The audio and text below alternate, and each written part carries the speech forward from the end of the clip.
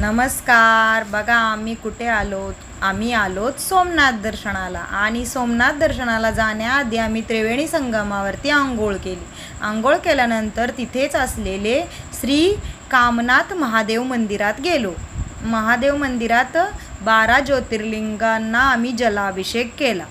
जलाभिषेक केल्यानंतर तिथेच जवळपास असलेल्या द्वारकाधीशांनी जिथे प्राण सोडले त्या मंदिरात गेलो. गीता मंदिर, तिथेच असलेले श्री लक्ष्मीनारायण मंदिर, वैकुंठला जाताना भगवद्गीता ऐकली ते मंदिर, असे सर्व मंदिर करून तिथून आम्ही बाणगंगेला गेलो. जिथून बालीने बाण सोडला होता आणि तो बाण जाऊन श्रीकृष्णांना लागला होता.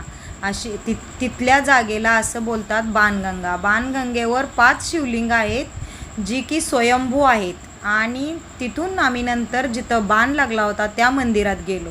त्या मंदिरातून आम्ही सोमनाथ दर्शनाला गेलो.